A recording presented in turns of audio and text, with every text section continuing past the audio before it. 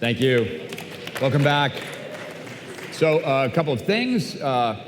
Inside Out is the theme and the identity of this event and tomorrow's event. And the notion of today being about seeing the lab inside out, I think was really the mission. Tomorrow, Inside Out refers more specifically to the notion of nature informing design principles and how technology and our understanding of technology is changing all of that. But this is a great moment to bridge what happened today with what will be talked about and will be a very, very different event tomorrow. First of all, are we feeling pretty inside, with all of the explorations at the lab? I want to thank all of the great presenters out in the lab who did all those great demos. Really incredible work by lab students and faculty to create something that's been so engaging. I've been doing a little sort of statistical analysis. There's been lots of traffic at all places in the building. Whatever it is, we're doing something right here because the level of participation has been greater than we hoped. The attentiveness and the extent to which the onstage program is mixing with what goes on in the lab is something that really, I think, typifies the mission that Joey has created for all of us, and that is to answer the question, what is the Media Lab if it's open and for all to see and for all to participate in? What is the Media Lab as this idea of community, something will be explored up here a little bit later. There's many more things happening this evening. A reception immediately follows this panel here. There's also various dinners that you'll be experiencing, and of course I will welcome you all back here tomorrow. But I'm uniquely privileged to remind us all here that it is a rare combination of leadership when somebody can come to an institution with an existing strong brand and reputation, see it with fresh eyes, and instead of using that freshness as a platform to merely critique, in fact, shows by example how to make that freshness, seeing one's own work with new freshness, to be an imperative throughout the institution. It is this particular brand of leadership that Joey has brought to the Media Lab, and I've seen it in action in just the very few weeks that I've been involved in this particular event, and in relationships that I've had with people here on the faculty that go back quite a long way. This is an exciting moment for the Media Lab, just as exciting as is this moment for humanity as it contemplates a 7 billion designer world, a 7 billion teacher world, a 7 billion Edison world of inventors and creators. And that the Media Lab is positioned right on the cusp of that enormous wave of change is exactly where we want to be, and there's no one better to point the way for all of us than the director of the Media Lab. Please welcome Joey Ito. Thanks a lot. And thank you for making this event really amazing. I've been really impressed. I hope you guys have been very impressed. And this is just, the energy here is really great. And I hope your heads haven't exploded yet because we still have another day. But I wanted to start by sort of riffing on what John just said, because I've been thinking very deeply about what matters to us as a community. So that this community has various concentric rings. There's the people who live in this building, there are the people who are here today, and there's all the people on the internet. So community is kind of a vague word. But as we started thinking about, well, what does the community mean? If you go to the sort of the narrow concentric circle of the faculty meetings that we have, which are pretty amazing, and I'd love to maybe even broadcast pieces of these at some time. But one of the faculty meetings we had recently, we were sort of grappling with this idea of what are we? What makes the Media Lab special? What is a Media Lab project, a great Media Lab project? And we sort of went around the room and we ended up with these three words: uniqueness, impact, and magic. This is what defines a Media Lab project. And this is important because you can have uniqueness without impact and it's obscure. You can have impact and uniqueness without magic, which may be like biology 2.0, but that's not magical. There has to be something magical about the thing, and it has to have massive impact and massive uniqueness. We're really good at the uniqueness and magic, and we're pretty good at impact, but that was one of the areas that I thought maybe we could improve. And so this is when I thought, okay, well, maybe we can bring a few people in to help us think about the impact part. So I put together a list of friends, a list of people I respect that might come in and be willing to spend a day thinking about the Media Lab and then talking to the community about these ideas. And particularly, we wanted to focus on impact. And so this is the council that convened itself and came together, and we met together most of the day on Monday. And maybe those of you who are still here, if you can come up. So John Seeley Brown used to run Xerox PARC, and he's quite a fascinating guy and probably understands the technology here the deepest among them. June runs media at TED, and she's amazing because she's the one that put the TED videos online and did a lot to TED what we're trying to do here to the Media Lab. And then Peter Gabriel, who many of you know as a musician, but he's also my mentor on sort of wisdom. And Seth, who's not here today, he's kind of the meme story guy. Reid Hoffman, who's on his way and hopefully will show up. He's, as you know, the sort of strategy board game investor guy. Alberto, unfortunately, he had to leave. He's the president of the Knight Foundation. He really understands the publishing. Michelle, who's kind of new in this community, but she runs the CAA Foundation. She's sort of the adult supervision for Hollywood stars. And Jennifer is the person who helped me get the job at the Media Lab because she's the one that convinced me that fundraising was fun. And so that was one of the Media Lab questions is, do you like fundraising? I said, yes. They said, okay, you have a job. And then Jeff Walker is the sort of, how would I call it? So he's a finance person who sort of reached enlightenment and is now the sort of Buddha in the philanthropy world. And then Keith and Susan are sort of, I call them Pilates instructors for the brain, but their job in the world is to take organizations and CEOs and help them expand their brain. So they've really, I thank them for sort of running this process for us. But anyway, so this is the crew, and let me see. And so the question we were talking about is how do we deepen the impact of the Media Lab in the real world? Because we have the traditional ways that the Media Lab has, hey Reid, thanks, just-in-time delivery.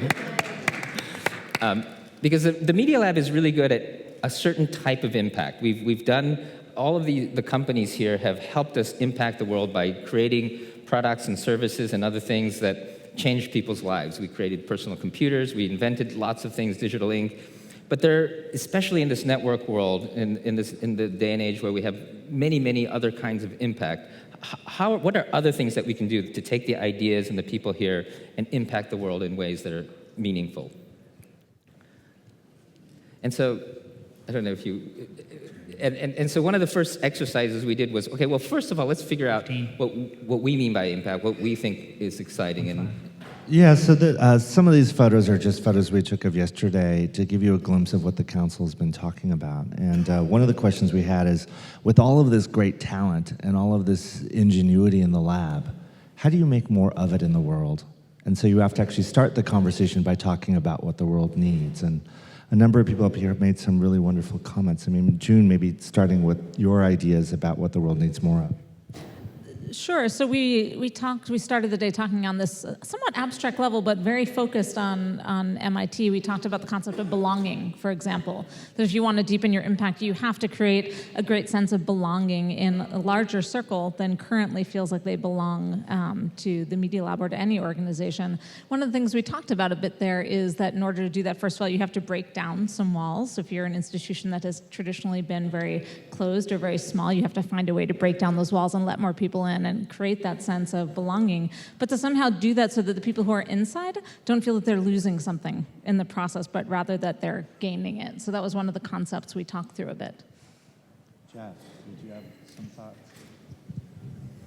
Well, we competed for words, actually, because we really love the word joy, but then another team said, that's what we want to bring in. So we had these words that are emotive. So how do you connect to groups of people? How do you get joint passions going? And so I think the joy and the belonging so that we want to be here. just as, you know, we as the advisory council want to be here not just with Joy, but with you. How exciting it is to be here. And so what is that sense of passion that we can bring out to the rest of the world to connect to others?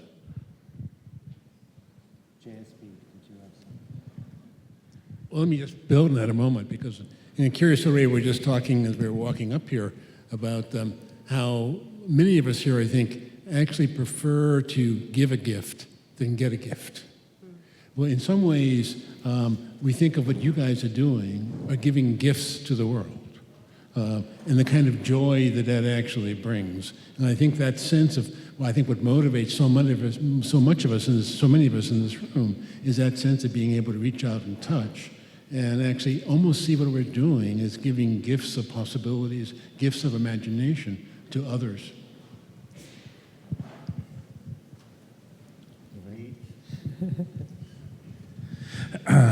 We were part of the group that grabbed the word joy, and it wasn't just because we couldn't spell Joey as a function. And part of that is because the sorts of gifts, the sorts of inventions, the sorts of creation that go, I think the best word I've heard thus far in the last day is anti-disciplinary, as a function of a new creation, aren't just artifacts of technology, aren't just new ways, but they're actually new ways of being, and they add meaning to people's lives. And if you take the reading of Media Lab, not just as, you know, kind of almost in the McLuhan sense, where the substance of what you're doing is part of interconnected with people's lives, and you ask yourself, what is the meaning of life?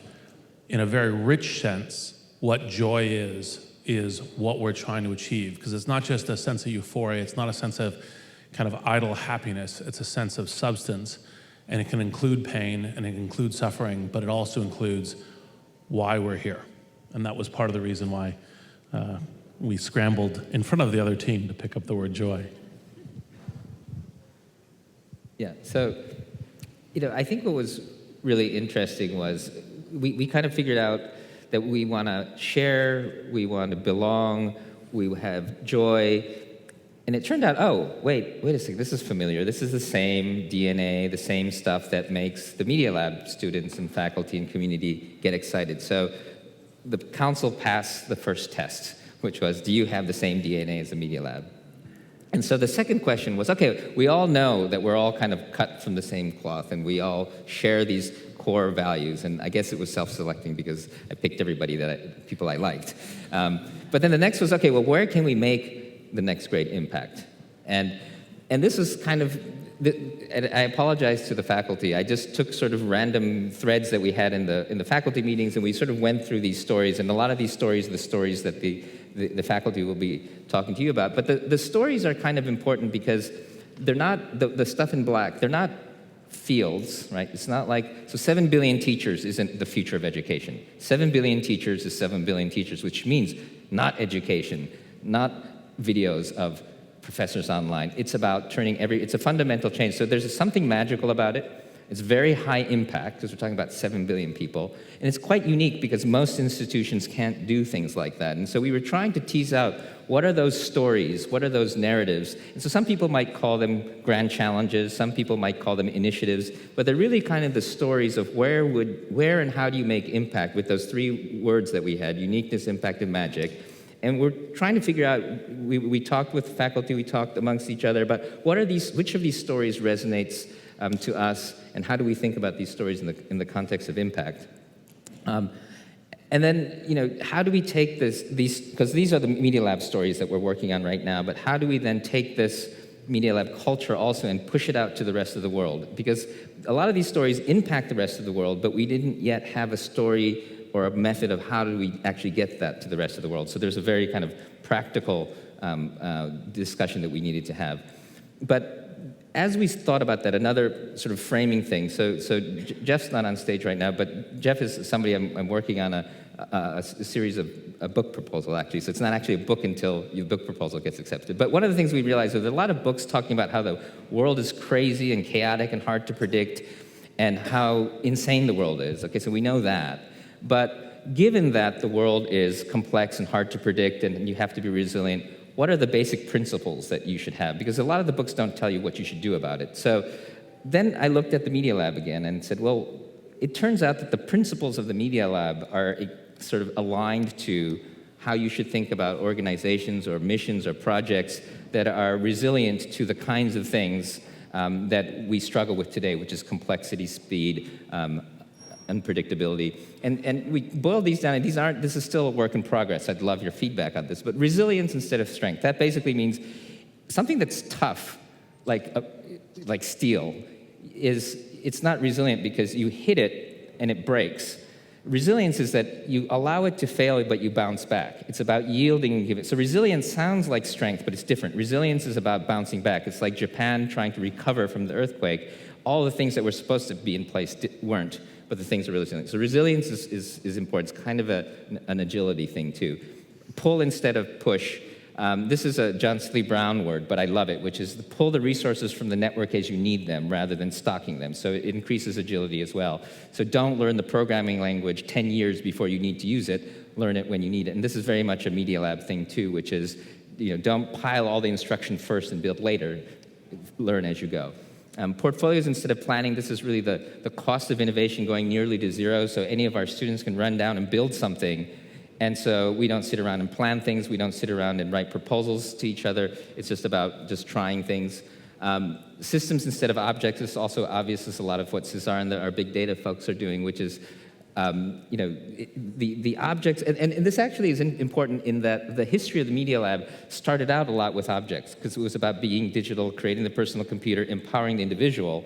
But suddenly we have a system, and this was what the last meeting was about, was the networks. So suddenly now you have these objects which live inside the network, and you now need to look at the system in addition to the objects.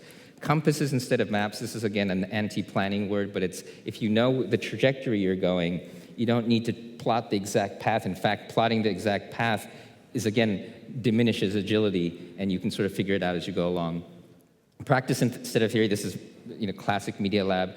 A lot of academics, if the reality doesn't match the theory, they question reality instead of the theory.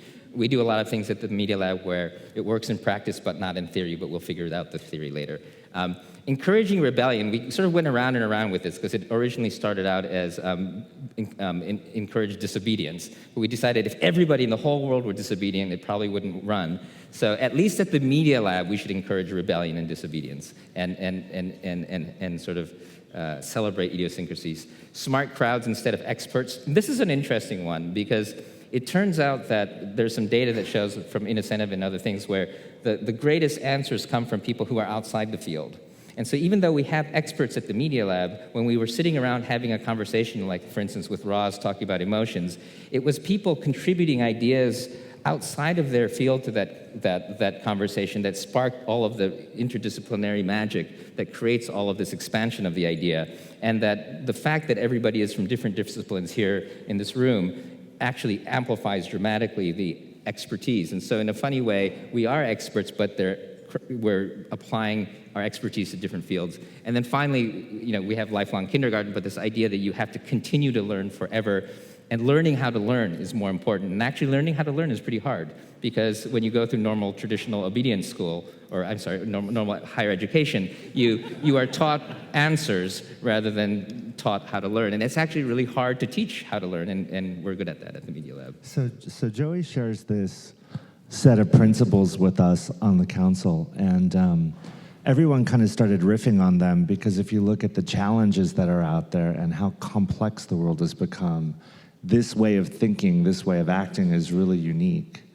Peter, you sit on the elders. You're one of the very few people on the elders, and you guys take on world challenges all the time.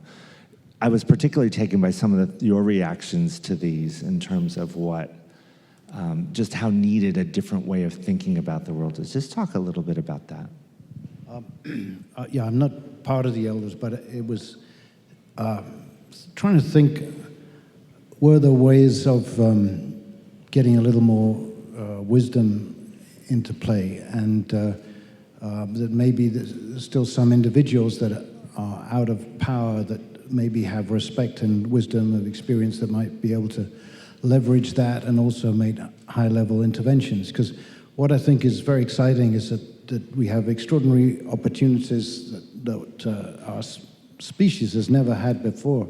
And all these, as we see just walking around here, the breadth and range of new technologies that are going to combine in all sorts of extraordinary ways. And there is incredible power of possibility and empowerment and extraordinary dangers running in parallel. And what excited me about this was the maybe something which can form outside of governments, outside of existing institutions and power centers that can be given to the world. And that spirit of generosity, that here, there are many places where invention occurs, but in some ways imagination and invention seem to be tied up with what the Media Lab was created to do. And if you want to taste, test, and invent the future, Media Lab is a wonderful brand to have out there that is fostering these communities of tech groupies like myself that just want to touch it. And, I failed all my exams, so I would have no hope of getting to this place through the front door.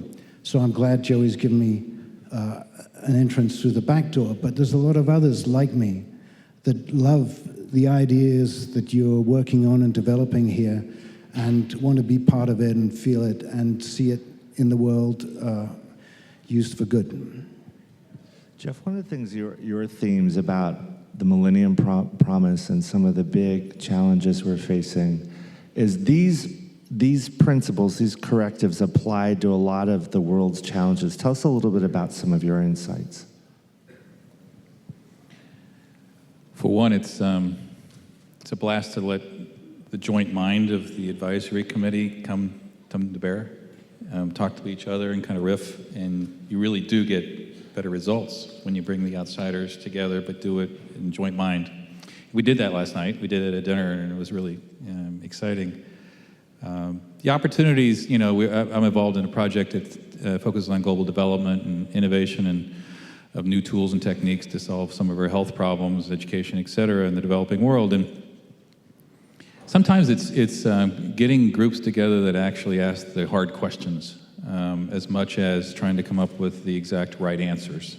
So rather than trying to reach out and find who has the perfect answer, putting those groups together that actually have the right interesting questions to go after together. And we brainstormed on some things that could be possible, and one thing we talked about was, what if MIT every year came up with a list of the 5 great questions that they want to work on? And then rallied other people around the world saying, if you want to work on those, we're the best place to come to. We have the amazing network that we can leverage off of. We have amazing people that are going to work on those big questions. And I bet you'd have a lot of people talking about, are those the right questions? Don't know, but those are the 5 that we can focus on. So how do you rally teams? How do you rally networks? How do you rally others together outside your community to help you come together? Well, one of the things that Jennifer brought up that I thought was really interesting in our conversation is this notion, big initiatives have to get funded, but if you think about it as fundraising, it's much harder than if you think about it as a shared journey.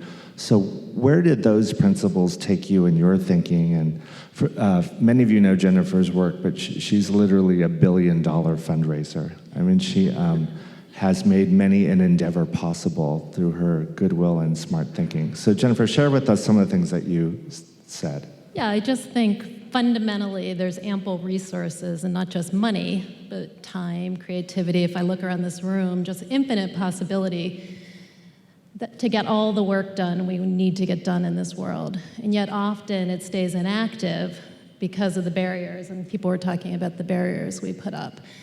And one of the barriers I think we often put up is that we keep an arm's length distance from the work we're doing. We'll show up once a year, we get reports, we don't ask questions. And I, last night was saying that reminds me of the word client, which comes from the Latin word clientum, which means to lean against. And I think that's a very fragile relationship to have.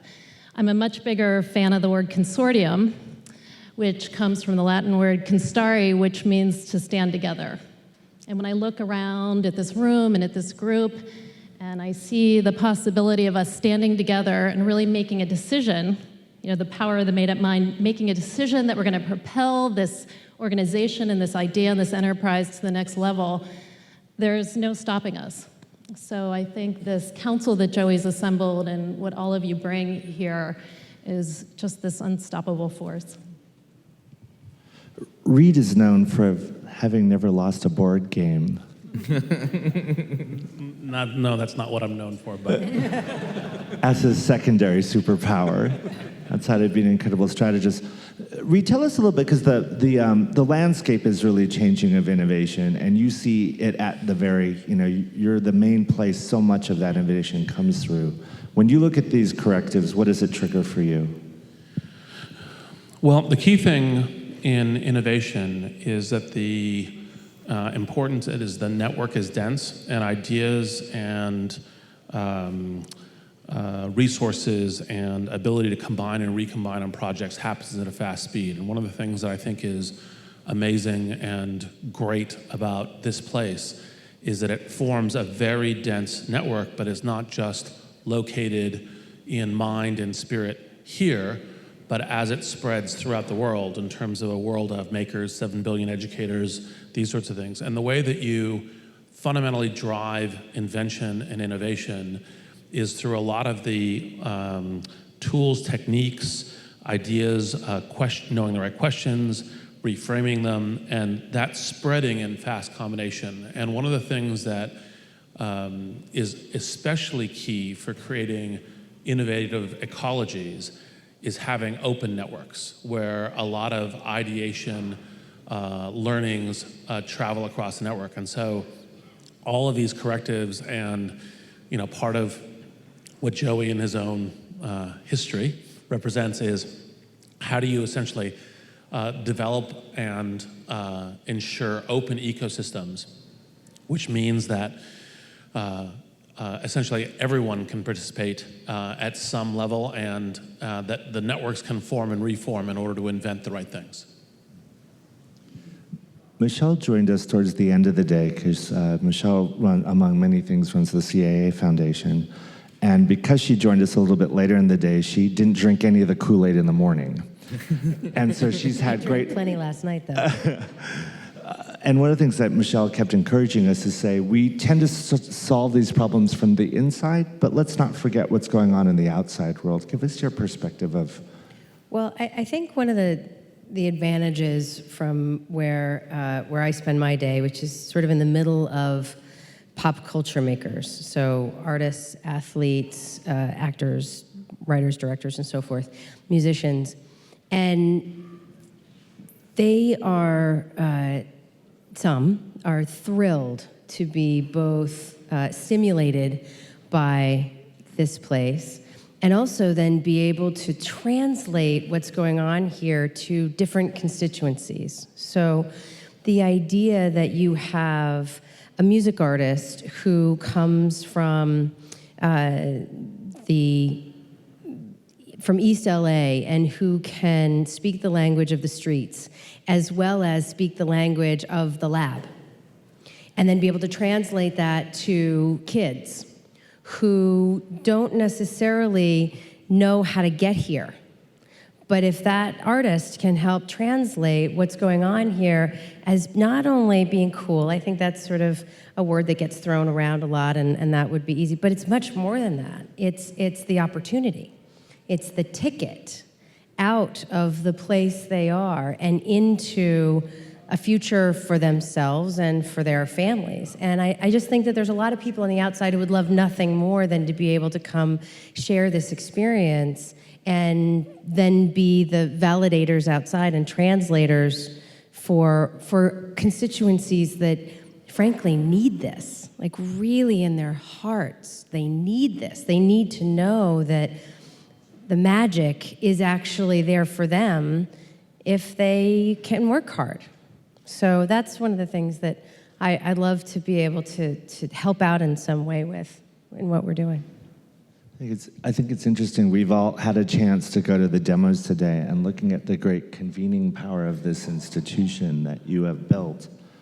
And it's sparked a lot of conversation about what happens when you convene. And June shared some stories about TED, about before, even just as recently as 3 years ago. Share those with us. Sure, we did. We kept coming back a couple of times to the case study of TED. And just as a quick question, how many here have ever watched a TED Talk? I'm imagining a lot, but actually several who haven't. Actually, in this audience, I should ask how many have given a TED Talk? So Nicholas and Ethan and Patty and Peter and Reed. We've been on an interesting journey at TED over the last 5 or 6 years. TED started in 1984 as a conference, and until 5 years ago was a small, wonderful, but exclusive, elite, and small conference. And 6 years ago, we made the decision to open TED up to the world. First by releasing the talks online, and then by opening a volunteer translation program to subtitle the talks, and then by launching our TEDx program that allowed people to hold TED-like events around the world. And I can't possibly overestimate the impact that that's had on our organization. We've gone in the space of 6 years from reaching 1,000 people a year to 1 million people a day. And that has changed everything for us. So we've now have 1,200 talks online, 1 million people come to our website each day. We have 9,000 translators around the world who've translated our entire archive into 20 languages. There are 26,000 translations into 90 languages in total. Every day, there are around 3,000 different TEDx events around the world. Each day, there are 5 to 8. So it's had this enormous effect that's drastically expanded what we can accomplish in the world, which has been fascinating to watch. But what's been interesting as well is people always ask, well, everyone must be thrilled all the time at TED. But the truth is it actually was quite a difficult journey for us because people are not naturally open. Organizations don't open up easily. People don't open up easily. Our instinct actually is to hold things close, to think, well, we are we have to keep the talks to ourselves, or we are the only people who could hold a TED conference. But what we've discovered along the way is that even though openness is actually quite challenging for individuals and for the organization, that the benefits of it are extraordinary. So going from being an organization that can speak to 1,000 people a year to an organization that can reach out around the world and find wonderful speakers in Nairobi and in Sierra Leone and in Rajasthan and Sao Paulo. And so the playing field that we're on has suddenly changed. And we think that some of those lessons, it's not an exact model, but there's so many parallels between the potential here at the Media Lab and what you can do in reaching out to the world and in sort of broadening the platform that you have, that we've had some interesting times discussing that. And I always tell my version of why now in a very kind of simple internet, obvious cliche way, but JSV, you had something that sounded a lot smarter than that about the Cambrian era, about why now. Can you describe that a little?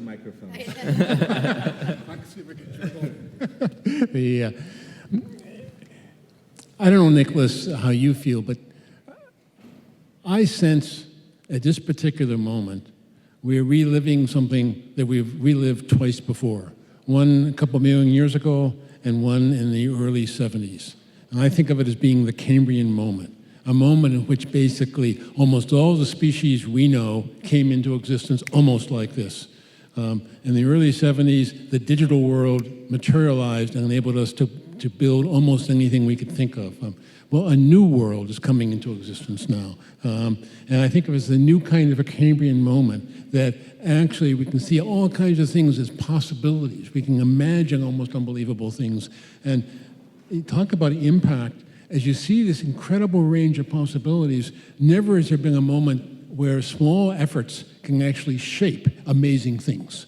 If I try to change a major organization that was already in stasis mode, forget it.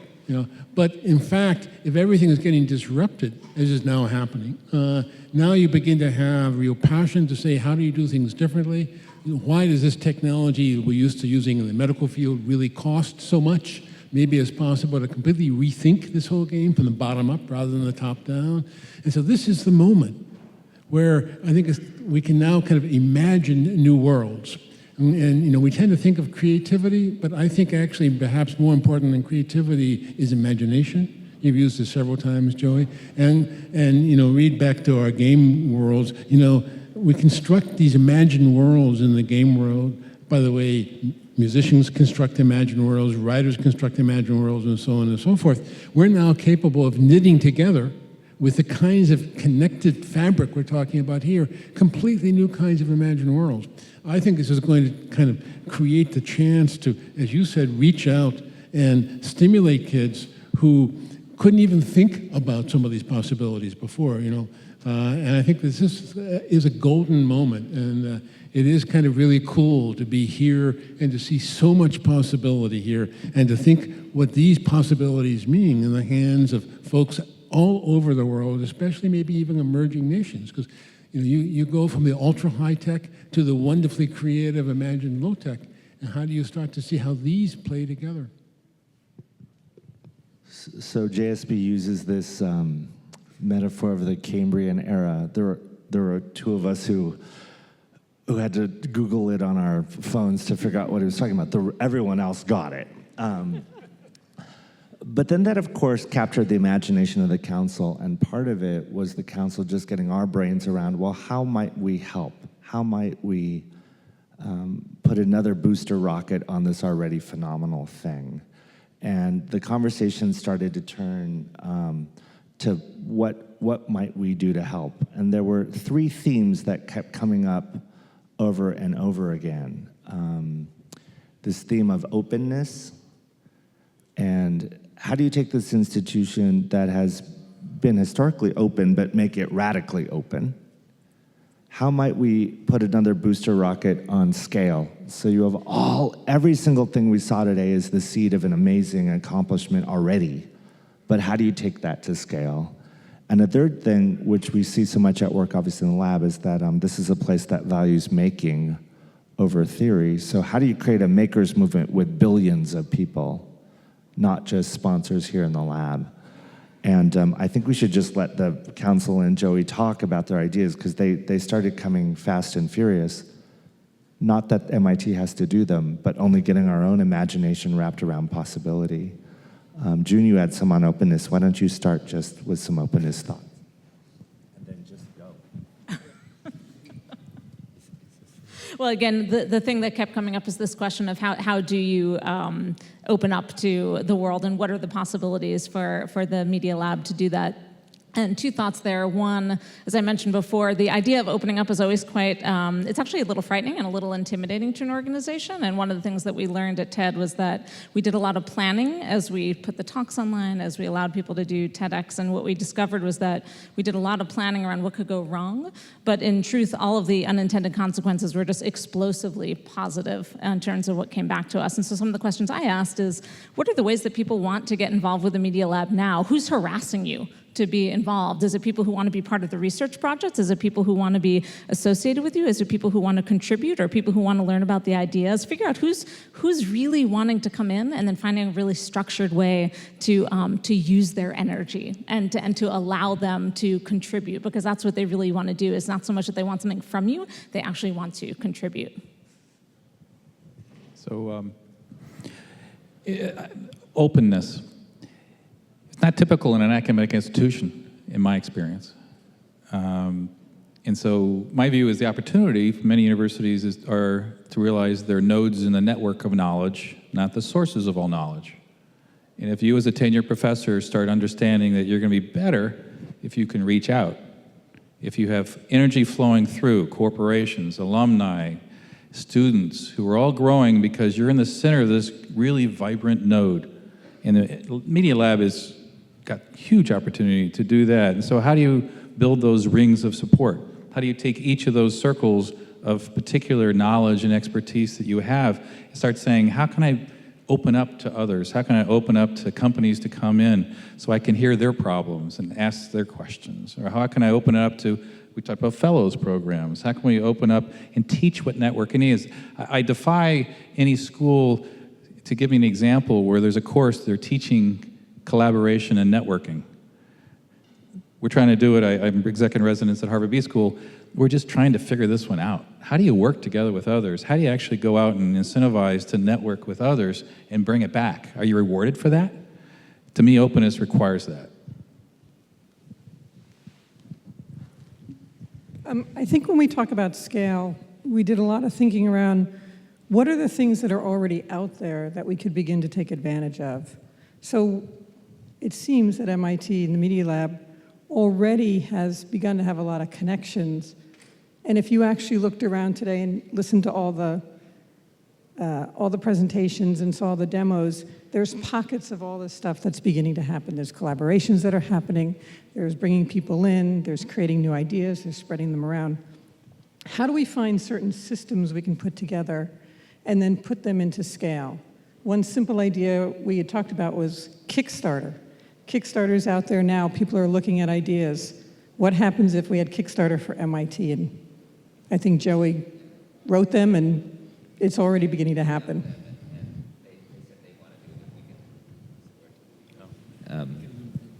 Yeah, no, I emailed Kickstarter, and they said they'd love to have a MIT branded section of Kickstarter. So now I have to figure out whether we can do that or not. But yeah, use stuff like Kickstarter to drive attention. And then how do you find other venues and avenues that you can begin to put MIT all the way out? I think someone had what was the big idea? The big idea was public libraries. You know, how do you begin to build partnerships and ways to take MIT from here in the Media Lab and put it out somewhere so that more and more people have access to it? And again, these ideas are not so much that these are solutions, they're just additional thought starters to the rich things that are already going on here. And also, they're kind of thought experiments for us to get our head wrapped around the opportunity. JSB? I was just going to say the beauty here and what Media Lab so beautifully canonicalizes is this whole sense of head and hand. How do you think and how do you do? What's the interaction between that? Is John? Well, anyways, a couple of us had a brain symposium, so on, a couple of days ago, and a couple of us are really surprised that all the talk was if the brain stopped here. And we know that the brain actually extends through everything. It's an embodied mind that really matters. So one of the catches is, can we touch 17 billion through, or 7 billion, in terms of tapping into every kid's passionate to be able to make something. And who else in this country but you folks have done more with kind of extending the maker philosophy to actually almost recanonicalizing a way of doing science? Yeah, and I think just so everyone's clear what a maker's movement means, it's not just making Maker Faire bigger. I mean, it's part of the DNA of the middle. We say learning through construction rather than instruction. You know, Andy likes to fix things, so it's the everyday Edison. You know, if you want teachers, 7 billion teachers, it's all about bottom up. And Mitch made a very important point, which is it's not just bottom. It's got to be bottom up. You know, but in any case, it's giving people the freedom to hack, the freedom to create. And then, you know, Ken's always talking about super customization, but what's on the other end of super customization? Because super customization still sounds like consumer.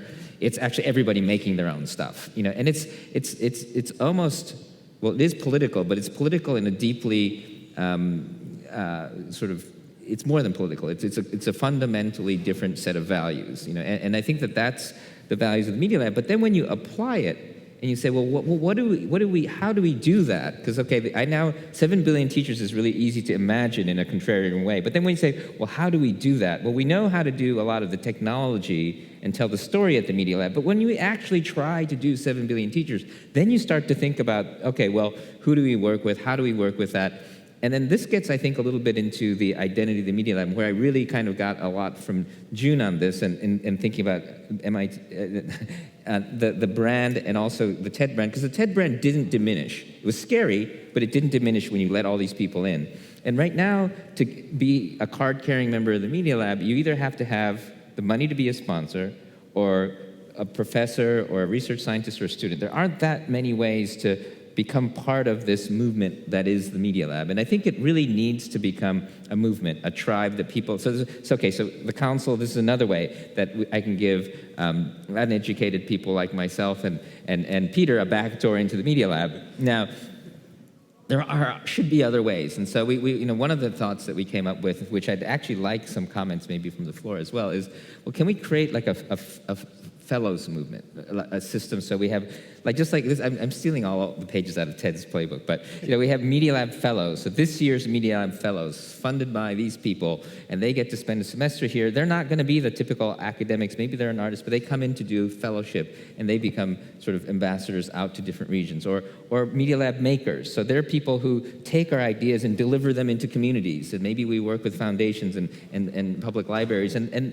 because when I'm on the board of the Mozilla Foundation, and I was in Greece in a little tiny store, and the checkout person had a Mozilla t-shirt on, a Firefox t-shirt on, and they felt like they were part of the Firefox movement. And when I talk to anybody who's attended TED, I'm a TEDster, and how many conferences where going to the conference makes you a thing, and so that to me is like the success of an open brand is when anybody who touches it in any way feels empowered, but also creates this kind of energy that they're going to be part of the team and doing action. And when you think about, okay, well, how do we execute on Everyday Edison, 7 billion teachers? You actually have to make everybody in that network be part of the movement and not just a consumer of the movement, or else that DNA is broken in some way.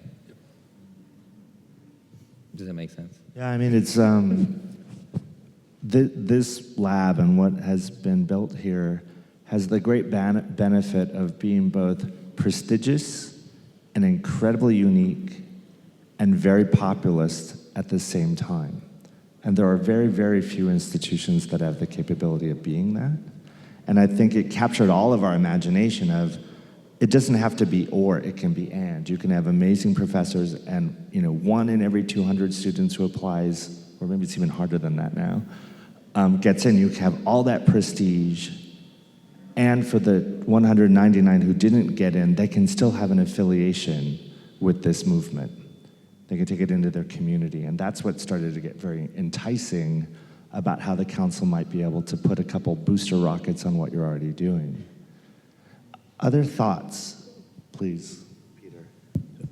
Yeah, that excellence is another value associated with Media Lab, and the role of curation came up as well, that if this is going to be given to the world as a brand for invention, then one of the roles, both from the team here and the community, the tribe that evolves around it, could be curating other stuff that needs more support, and it's Kickstarter funding.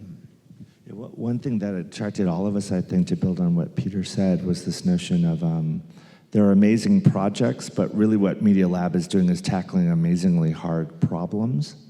And then if Media Lab does an even more impressive job of curating the key questions, the hardest challenges, and is known not only for its amazing projects, but for the intensity by which they understand the problem, and then get that out to the makers movement. So it's that last motion that becomes important. And I think this is slightly off topic, but just to riff on the problem thing, because I've been talking to a lot of the companies today, and people ask, how should we engage in the Media Lab? And it's very important that when the Media Lab was created, this undirected research is a really important thing, because directed research, if you're a shop, sorry, this is slightly, but it comes back, it's like you want to get easy problems because it's a transaction. You want to get your thing done, deliver it, and get your money. But if you're undirected research, your motivation is to try to learn, have fun, be challenged. So it's kind of counterintuitive, but we want the people here to give us their hardest problems, not their easy problems. And I really want to have a problem competition. I'm thinking of sending an email to all the companies and to the world and say, give us your hardest problems. And we'll pick the 3 hardest, most interesting problems, and we're going to work on that. And by the way, now that we're the Media Lab network, we're going to cheat. We're going to get help from other people. But we'll convene, we'll curate it, and we'll make this problem, which may not sound interesting until we kind of put some magic onto it, but we'll turn this problem into a movement, a makers movement, where we have the whole world helping us to solve these problems. And so I think problem curation and then the delivery and execution of that is actually a hard thing to do, because you have to have a bunch of people who are so excited about the hard problems, that's all they want to do, which is, I think, defines a lot of the people here at the Media Lab. One point to add, you need entrepreneurs, you need corporations, you need others to partner with to take these problems and potential solutions and experiment with them. And so how do you develop programs that train fellows or train entrepreneurs, social entrepreneurs in particular is what I'm interested in, to take the idea, experiment, and then scale? To get to Joey's 7 billion, this is a challenge. And so taking it from academia into larger modes, it takes some work. And nobody's clearly figured that one out in the social entrepreneurship space in particular. It'd be cool to have some, 5 great questions and 10 great entrepreneurs to work with teams here that figure out how to get it out there. Should we take questions? I think we have a little time left over to take questions or comments if anybody has them. I don't know if we have mics for the...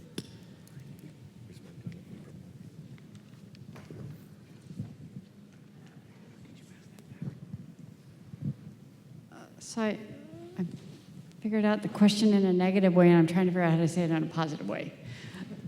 I'm sitting here feeling like a dinosaur because I've been a member of the Media Lab for 10 years. It operates a certain way. We all know what it means to be a sponsor, et cetera. What you're doing is challenging us to think about who we are differently. And so a question to the council is, what do you want us to become? How would you like us to behave differently? What can we do, being large companies who can put this kind of investment to make sure this kind of research can happen? So one is, and I'll answer part of it, but I'd love everybody else's input. But so one is this idea that I've been trying to change, which is for the funders and the sponsors and the members to feel more like a community, because I think the world's problems require ecosystem approaches rather than single product approaches. So, and to convene diversity, because we have a tremendously diverse set of companies here. But then if you throw in this diversity, and then we throw in geographic diversity, the ability for the companies to do their business as well as impact the rest of the world should be amplified. So trying to figure out how to frame your thinking around that and the way you engage. And then the other thing is a lot of companies have been giving us their hardest problems, but especially to the new companies, to really encourage not looking for the solution to a particular product line of business problem, but to really look for those things that fundamentally change the way that you're, because the world is, all the companies these days are being challenged by disruptive things. That was kind of that slide. And so we should be the ones that help you identify this disruption a year earlier than you would have if you hadn't been here. And that's kind of negative, because it's like, I'm sorry, but your house is burning down. But by the way that we're here, we're in a community, we're going to work together, we'll help you think through what are your assets, what are your real assets. And so there's a lot of that. And so some of it, for some of these companies that we talk to, are actually in a tough position. But we're going to work as a community to help figure that out. So I think it's going to be less about finding, you still will have the great product or the great gadget or the great piece of IP that's not going to go away. I think we're still going to continue to be good at that. But I think more and more when I talk to the senior people in the companies these days, they're worried less about the one particular technology and more about the system. And so what I'm hoping to do, just like the council's been doing for me thinking about the Media Lab, is how can the Media Lab help companies think strategically about the way that all this stuff fits together. And it's hard because it's no longer just the R&D group that needs to be talking to us. I think you need to kind of think about it at the strategic level in the companies. Having said that, I think that's how the Media Lab was kind of in the early days, when they said, oh, there's going to be a multimedia workstation on everybody's desktop. And everybody said, no way. And then it happened. They go, gee whiz. And there were all of these contrarian positions that the Media Lab took. And if you look at the timelines of some of these older, like I was talking specifically with some Japanese companies, but they say, wow, here every 5 to 10 years, there are these big surprises where we made billion-dollar decisions differently because of something we saw at the Media Lab. And it wasn't really necessarily this piece of IP or that piece of IP that was their ROI. And I think that's not that different from what we're saying. And so, but anyway, I'd love that's a good question. But I think that, but I would add one last thing is, and this is what this I think council is about, is this: you can't just be talking about corporate anymore. You've got to look at all the rest of the world, because it's now a very interdependent system. And so bringing other stakeholders into the Media Lab, I think, increases the amount of the size of the network that will help you with dealing with the complexity. But I mean, I think the base of the question of thinking about how it changes identity is a very deep and good one. The key question is you now think about yourself as participating in open networks. So if you look at what the arc of the movement to say we have a very dense central network here, but it's not going to go get innovation in a box, it's participating in a network. Networks have information and communication both on the problems and the solutions that flow two directions. And because you get a very broad network, it's almost like a, kind of a sonar array or a radar array of what are the key challenges, what's coming in terms of future disruption, and what do we invent? And then you can combine and recombine the ideas, problem analysis, such that you can both invent the future and adapt to the curve sooner. So the difference, as opposed to, say, come and just participate once, twice a year and kind of what is the innovation show, it's an ongoing participation in the network, because its networks allow us to adapt and innovate into the future. And that's what I think the shift in identity is. And that may just be simply restating what you just said, but another angle is useful. If I can just add, going back to the exact question, what do you want from us? I would say for sponsors and members, first is this idea of openness, like to really, really own that, embrace change, embrace the discomfort of change, because that's not going anywhere. And thirdly, which is, remember the magic. Like, this word is not something that's sort of thrown around lightly. Like, really remember that the magic is living inside of all of us individually. And if you forget it, just go upstairs and play with the Legos for a while. And that'll remind you of everything. Yeah, so, building just on that, let me suggest a very simple, pragmatic thing. Most of us here are edge dwellers from the various institutions or corporations we come from. We are the edge thinkers. This is the first time the Media Lab has completely recorded at a fairly high production level everything that's been going on. Those tapes are those videos are going to be posted almost probably immediately.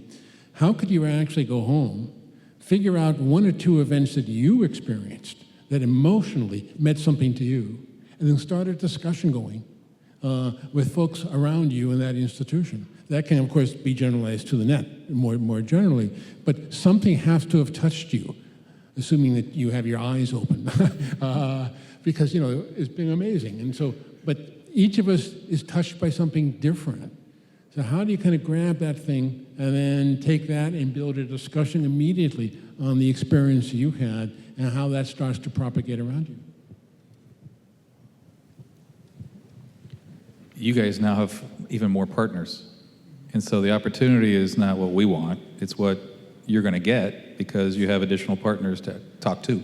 So you can now call Reid Hoffman, you can now call Peter Gabriel, you can now call Jennifer, and you will, and you already have. I mean, we've already been doing that, and so just do it in a deeper way. How cool is that? Yeah, and just one last thing. Remember, most of the sponsor companies are very large companies. So when we think about scale and we think about creating the network effect and we think about opening, you could be one of the first nodes to really begin to take this and move this out. You have very large organizations who I think you could get very excited and get very activated by the things that are happening. So I think we'll do one more, if there is one more. I don't know if there is. Yeah, It's just really a question. We're talking a little bit about how systems are taking more of a role in terms of solution. But another observation is certainly in our business in Saudi Aramco, the problems we're trying to solve are actually very complex sometimes. So I just wondered if people had thoughts on maybe there's an element of systemizing and looking at systems of problems as a way to solve some of the bigger problems in the world, if that makes sense. So you're saying that the problems are complex. Yeah. And can you systemize the problems? It's more like the problems manifest themselves as a high-level, easy-to-say problem, but when you look into it in detail, you've right, got right. hierarchies of Right. So it's easy to stuff. identify the problem, but very difficult to figure out exactly where it is that you need to be doing the innovation. Is that sort of... that kind of thing, yeah. So there is an interesting, I think, Reed, you were talking about the scalability of certain types of problems, services, like in Ascentive, is that the way you curate and explain a problem is actually half the art of solving the problem. That's kind of part of, I think, what you're saying. And so just identifying, oh, I have a stomach ache. The big problem is very different from, okay, what am I going to do about it? Who do we call? And and that should be one thing that we need to be really good at. I think that's, but that, if you think about it, also helps from the diversity that we have, because I think the problem that a lot of people have is you give the stomach problem to the stomach doctor, but it turns out the solution is in meditation, and that doctor won't have had that. And so that's kind of what I sense when I'm in a faculty meeting or with a bunch of students in the Media Lab. It's often the people who aren't used to solving the problem say, well, have you thought about this? Have you thought about that? And that is a very, like a get out of rut thing. I don't know if anybody has anything else. Well, the one thing I would say is to deploy networks in order to solve problems, you need to learn how to share the shape of the problem, the shape of the analysis in the right way, that you have the right kind of communication within a network. So the incentive point is that part of what incentive does is actually they deploy really interesting ways of deploying networks of folks to try to solve scientific problems, other sorts of problems, but they have to work with the companies and the principals to say, and here's what a good challenge looks like. Here's what a good sharing of analysis and a problem looks like. And I actually think that's true for all of us individually in terms of how we operate, because we, whether, hopefully in this room, this is not news to anyone, but we live and work in a networked world. And so a lot of the questions about how we solve the problems in front of us is we have to think about how do we deploy networks effectively in order to do that, and that's partially how we engage them. Thanks, Reed. And so we're basically out of time, but I really wanted to thank first the council. I mean, we're all really busy people. You came, spent some time, spent your brains, and more importantly, have made, because that was my question, is this council going to become a thing? And I think it's a thing. It's actually a little more than a thing. So that was great. Huh? It's a network. It's a network. Okay, sorry, it's not a thing. It's a network. So welcome to the Media Lab, and I'm glad also that we got to start to bring this new community into this other community, and hopefully we'll continue a lot more. But I wanted to just kick some of these ideas out there, and then we have a whole other day. We've got dinners and the reception, so hopefully some of these ideas will percolate. Feel free to give us tough feedback as well. Many of these folks will be around as well. So, but thank you for listening, and we have one more announcement. Just about drinks. I think there's a slide coming. Yeah, and beer, wine, and hors d'oeuvres here from 6 o'clock. Thank you very much.